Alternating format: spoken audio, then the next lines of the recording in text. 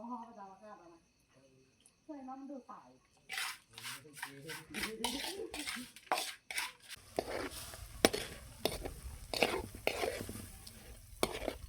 นี่สุกว่ะนี่เป็นแต่แซ่บหอมกุ้มจี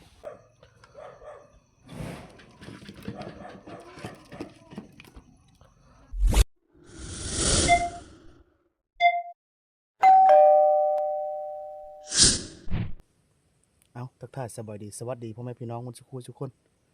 สบายดีตอนแรงๆวันนี้ก็ย่ำแรงหาลัดแรงวันนี้นะมาหาลัดบังไก่ป้าวันนี้นะแล้วก็หาเลาะตำโพยนี่เด้หาเพิ่งนกกินน้ำเนี่ยวันนี้นะนี่ไก่ป้ามันหาสะตำโพยพี่เล็กแถวๆนี้นะปัญหามันเลาะแรงก่อนตอนนี้ก็สัก2 โมงปลาย3 โมงยังลุยเดียววันนี้ก็มาคนเดียวลัดแรงวันนี้นะไก่ป่าสะตำโหนี่พี่หลายเลยมารอบนั้นก็เลยมาหาลัดแรงแถวนี้ลองเบิ่งไก่ป่าหลายขนาดเบิ่งมันสะแถวนี้พี่ลึกแต่ได้ไก่ป่านะเบิ่งไก่ป่าสะแถวนี้นะพี่ลึกขนาด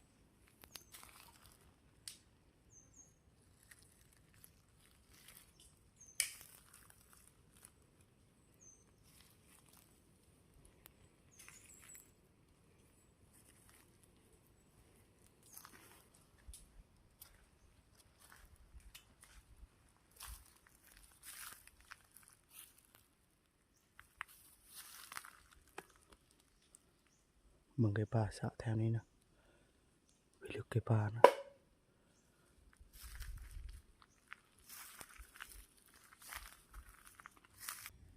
แถวนี้นะไก่ป่าสะนะ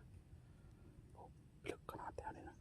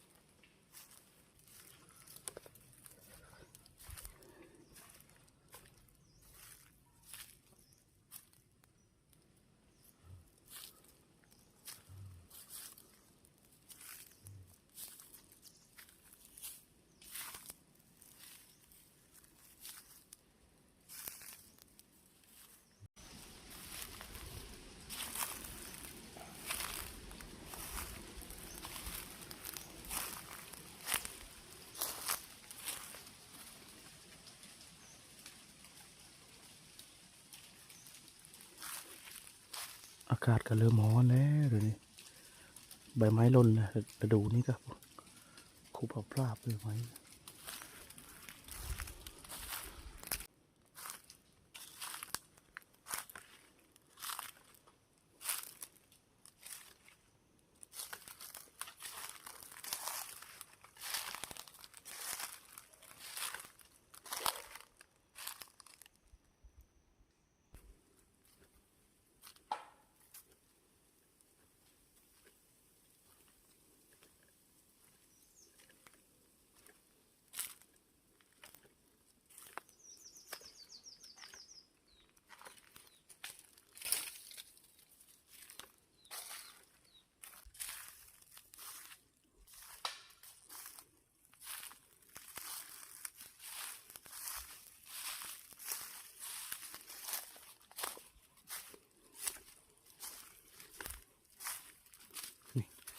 เบิกไก่ป่าสะนะแถวนี้นะ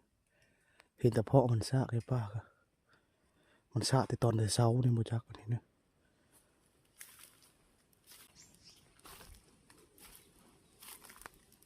โอ้ป่านะป่าอยู่ว่างนี่นะเห็นป่านี่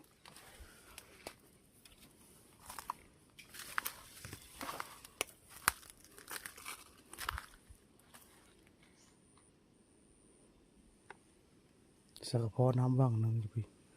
นกตั้งแต่เรากินนกกินน้ำวังนี่นะพี่ลึกเท่าไหร่เลาะขึ้นแงนี่ก่อนเลาะขึ้นหาขึ้นเชือกแงนี่ขึ้นผู้หอดตาแล้วก็กลับลงมาพี่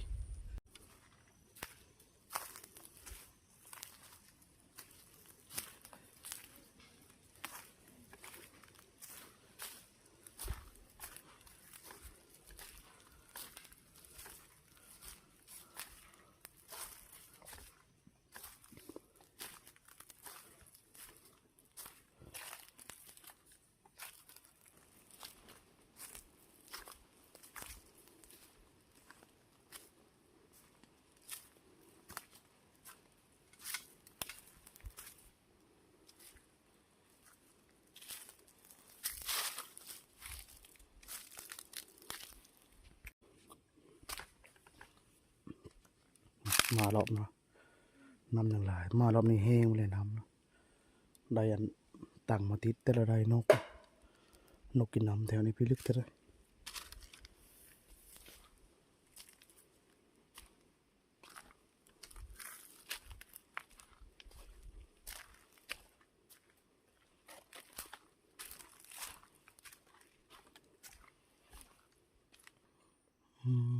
นี่นี่อันโตเขียวๆตรงนี้นะมาให้กำลังเป็นนะนี่กำลังเป็นมะมาให้นี่ป๊อดอีกประมาณทิศหนึ่งสุกแล้วนี่กำลังเป็นดกฉลาดอยู่มาให้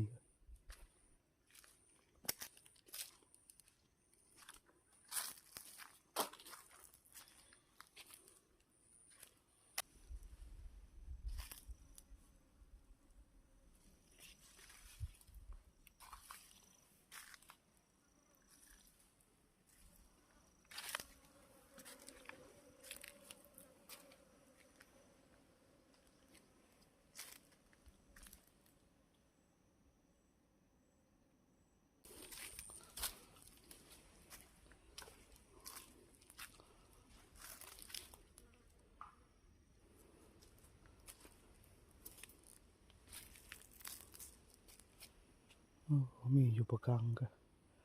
สุพรรณช้าเอามาแล้วปากอะช้าเอามาแล้วดินี่แหละตาดนะเบิ่งคือเบิ่งป่าถึงตาดก็ประกังนะช้ามันได้แถวนี้เนาะ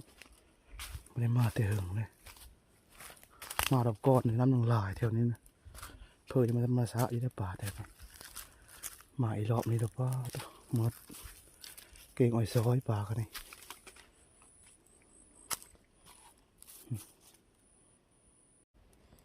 เบิ่งขี้นกขี้หนูลงกินน้ำอยู่นหอมเฮอตัวนี้นะป้อไปยึกเลยนกกินน้ำขนาดมนุษย์ขี้นกนะ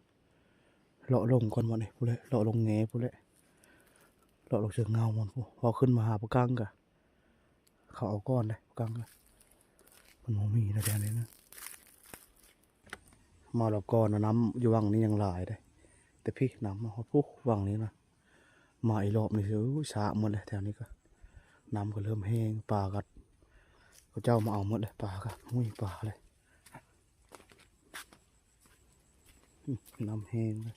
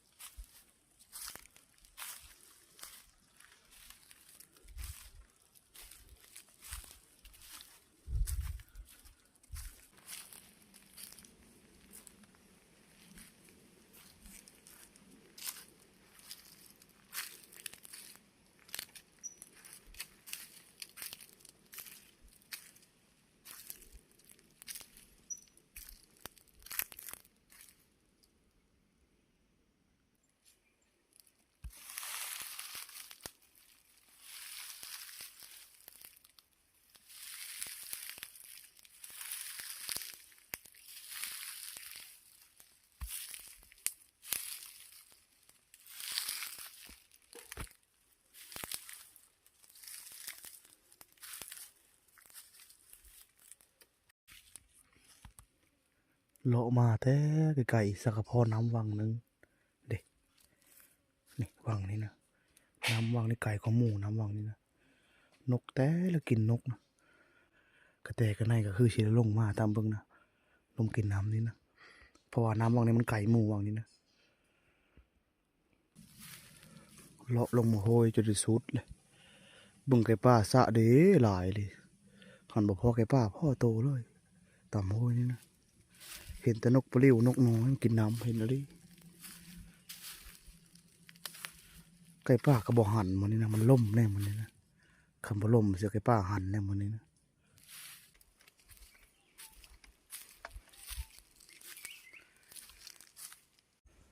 โอ้ยเตะหุ่นขึ้นไก่นะเตะหุ่นขึ้นหมดปาโตมันไปน้ำมูนกไก่ก็ไปน้ำมูนกก็แซว3-4ตัวเตะหุ่นขึ้นพวกมันสะแค่นี้นะไก่ผู้ตัวหนึงไก่แม่3 ตัวโอ้มันดักๆนี่แต่ว่าได้ยิ่งกันนี่นะเตะหุ่นขึ้นมันโหยตัวนี้มันนะมันมีบนคดแล้วมันซื้อเลยตัวนี้นะมีบนคดได้ยิ่งไก่กันนี้นะได้ยินด้วยเสียงมันสะแต่ว่าเสียงลมนะครับปะนะคอยเจาะหอนหันรถโคตรตอนนั้นแตะหึ่นรถไก่นะโอ้มันสะกันนี้นะป้อตัวนี้นี่มันสะกันนี้นะ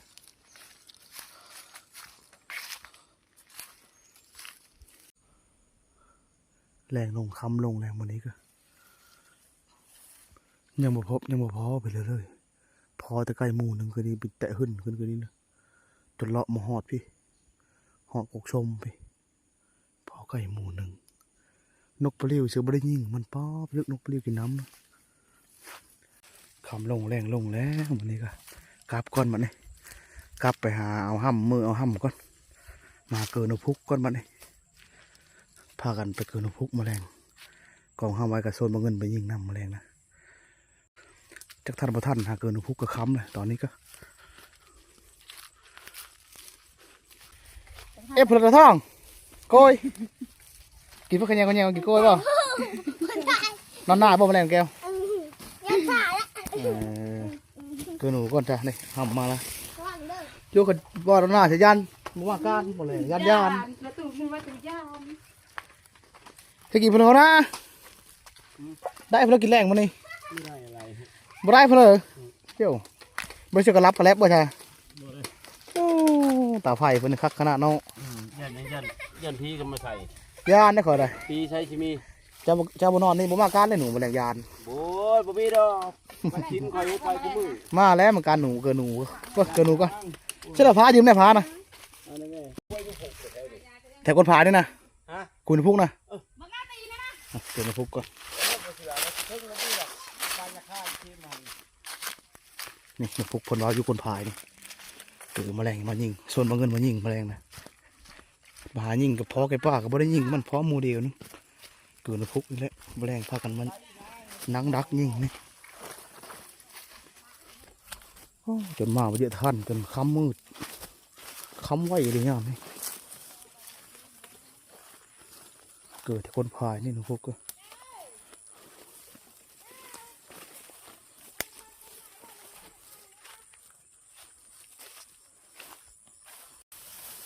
นี่ด่านหนูพวกนะมันเกิดนี่ก่อนเกิดบอลในกล่องนึงนี่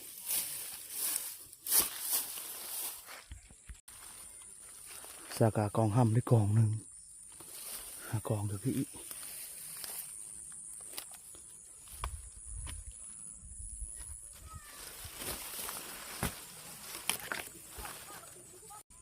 โอ้แถวนี้นี่มีแต่ด้านหนูพุกทั้งหมดแถวนี้นะ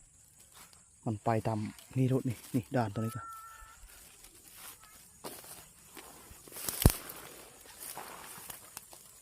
หาบอลคักยังเกิดทางมันเก่งๆนี่ด้านหนูพุกนี่ก็นี่โอ้คักบอลนี่นะอ๋อบอลนี่ก็คักคือเดียวนี่กองบอลนี้อีบอลนึงนี่เก่งในทางบอลนี่ก็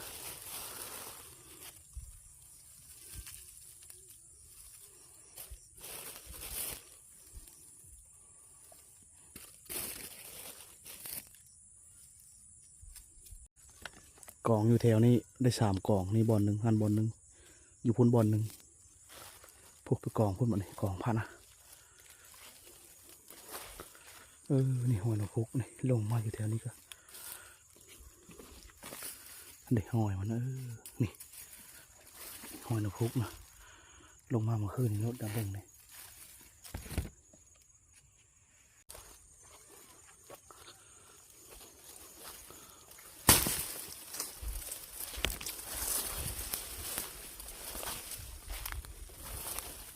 ควายบนควายบุไปมันละแถวนี้ก็มากองมาหาแถวบ้านนี่เป็นตะมีอยู่นกพุกหกหมดเลยนะพี่เฮิร์นมันอยู่พี่เฮิร์นมันนะนี่ขี้โขยมันนะโอ้โหมันนี่หนูพุกใส่อยู่พี่อะไรหนูพุกนี่กองนี้อีกกองนึงกองที่สี่ตัวนี้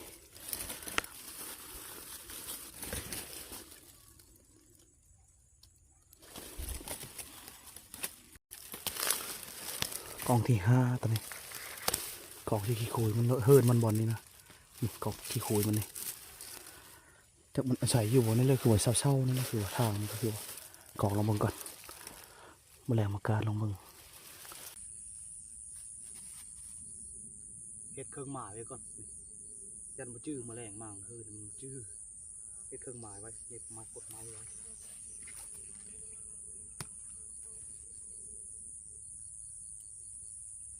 กองทำเขาอยู่บนนี่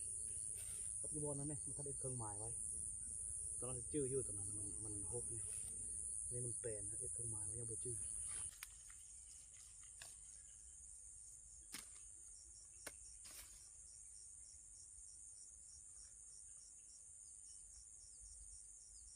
เฮ็ดเครื่องหมายไว้ตอนสองบ่อนเฮ็ดเครื่องหมายไว้ตอนครับตัวนั้น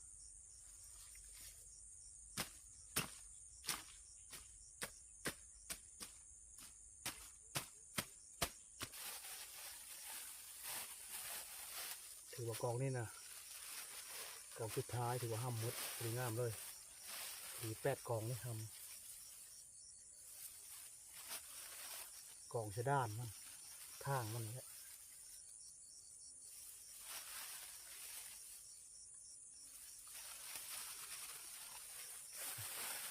ถือมดกองสุดท้ายตัวนี้ถือได้8 กองกลับก่อนกลับมาเฮิร์นก่อนนี่และถ้ามันคำมันมืดไปอย่างมายังมาการลองเบิ่งนะก้อยกุ้งโอ้ได้อดีกุ้งเนาะ โอ้ยขอนะแข่งบาดเดียวหลังขึ้น โซนจะพายเจ้ากันล่ะ ได้เนาะเอากี่ขวดดิ 2 บาทโทยอันนี้นะ ก็ เขาจะพายเจ้ากันล่ะ ได้ป่ะกินละหมอทองกินละ เอาไหมอ่ะ หมอน้องกินละหมอน้องนะ น้ำน้ำเลย จะตัด ก้อยกุ้งเอาเลยยิงหนูก็ทำละยิงหนูก็ได้ ไอ้ผู้เดียวตัวนั้น ส่งหมานตาเฮ้ยจะดอกไปยิงบังหนูก่อนมันนี่มาคนเดียวมันนี่ก็บ่เงินเพิ่นธนมาแต่หายอยู่มันยังมาคนเดียวคักแต่ว่าเดินมืดมาวันนี้นะการหนูก็นี่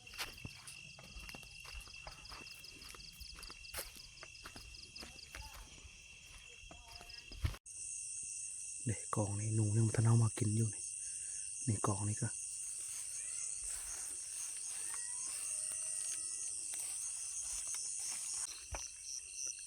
ยังไม่มีหนูออกมาเลยกองเลยกับท่านในท้องหนูนะนี่นั่งดักดีก่อนจักประมาณ4-5 นาทีถึงยังนี้นี่กองนี่หนูกินได้กองนี้นะนี่มันกินได้มันต้องเลยเข้ามาช้าโพดตัวนี้นะมันกินได้กองนี่ก็คือขุยมันตัวนี้นะสากกองเดียวเนี่ยหนูต้องตัวนั้นก็ย่างอยู่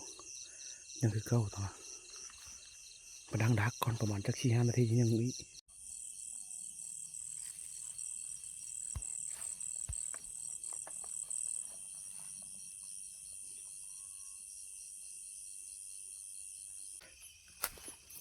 หนูก็มันรักหนู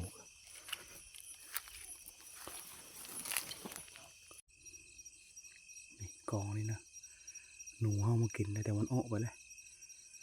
มันยังบ่ทันนี่เลยรอบนี้ก็เขากินแล้วมันออกเอามากินนี่มาบ่ทันนี่แล้วรอบนี้ก็มันกินก้อนนี้ปรับเขามาแล้วมันออกตามเบิ่งนะมันกินห้ำนะ มันพุกมา2กองย้อนก็กินแต่ว่ามันอ่อนโอ้ยบ่ทันได้กบ3ตัวเด้การอยู่ผายกันนี่กบ3ตัวหนูก็ตอนเราจะมือเห็นอยู่หนูนะเห็นตัวหนึงหนูอยู่น้ำสร้างนะยังไปยังมาบ่ได้บ่แล้วเลยเฮซ้ำหนูก็บ่ได้ซ้ำบ่ได้ยิงมันซ้ำพอเห็นอีตัวหนึงกันนี่นะเห็นหางก้านคิดว่ามาเขาเจ้านอนในเถียงกันนะมันอ้อยหลังชื่อป้อเห็นหางก้านตัวบักไงนึงเห็นนะเด้อมันทกหนังกบก่อนเลยกบ3ตัวทกหนังเอาทกหนังทิ่มมือโคกินทกหนังกบเหมาะก่อนมักหนังมันอันนี้นะมักทกหนังเอาแต่ซีนมันมือโคมือปิงหนูก็บ่ได้สักกะเมาเดินตอนนี้ก็ปลาเยอะเข้าอยู่เป็นธรรมดาพอดีเยอะเข้าแห้งเลยจน7-8 โมงเลย8-9 โมงนะให้กินครบนี่แหละเขาแม่มาทงเขาชาวดอนนี่คือสิกินหมดแล้วเขานี่มือแนวกินเรื่องมันนี้ก็เบิ่งเห็ดโคกบโคเอากบกับพักโคเอาได้ยังกบบ่ได้กบเชื่อบ่ได้กินแล้วมันนี้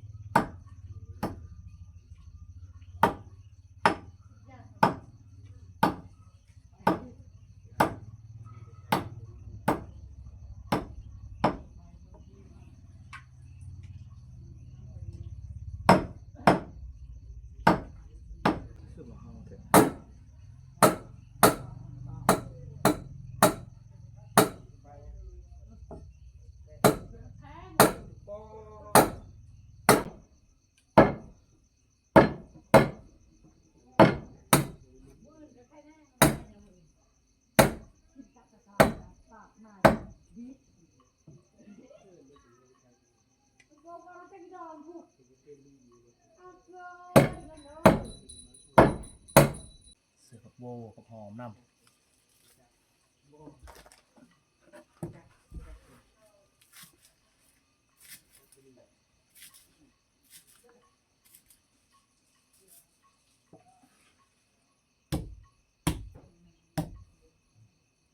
เทม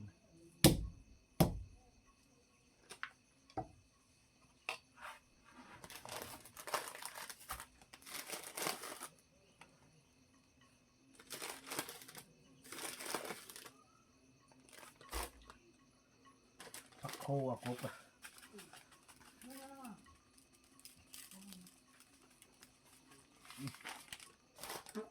เชื่อเชื่อแบบนี้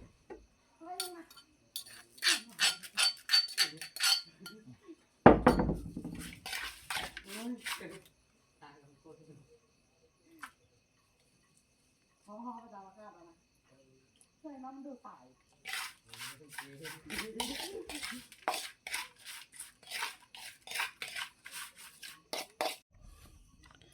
เรียบร้อยปรุงเครื่องกัน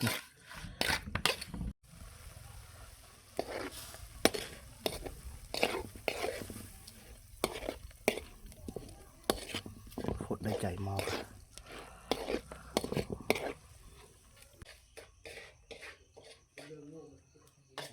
หอมกุ้ง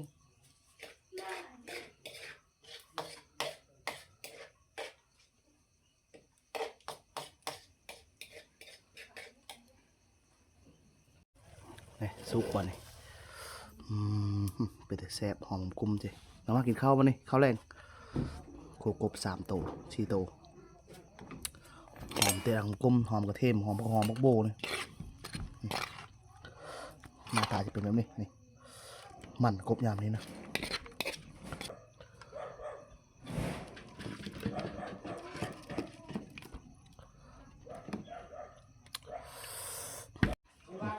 ตัวนี้น่าจะเป็นเก่งเฮ็ดตัวนี้เฮ็ดนางฟ้าตัวนี้นะเอามากินข้าววะนี่เริ่มแมวมาทงกินข้าวก่อนแมวทงมาขึ้นมากินทงกินแล้วข้าวนะบงกินแล้วข้าวนะข้าวกับพ่อเป็นตัวนะนกบ่โอ้พอได้นกมึงเงินบ่ได้นะนกกินมาให้บ่ได้หลายเราได้หลายบ่ยังท่าบะทงกับแม่มันขึ้นมาปุ๊บกินข้าวแล้วทงกินข้าวกับพ่อตัวนะสบายดีลูกสบายดีหรอวะ กินหรือเปล่าข้าวนะเจ้ากับนกว่ากันนี่นะทอดไข่นะมาม่าวันนี้กินข้าวกันเขาเสดอนกินอิ่มมาแล้วยัง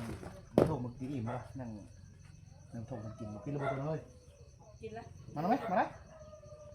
แช่เลยเฮ้ยโคกบครับเข้าครบแล้วนะ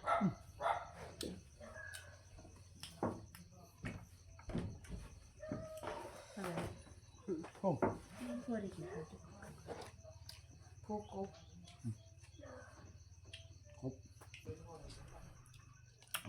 เดี๋ยวข้าวแห้งเลย ตัวเกาหมู ข้าวหมูเหรอ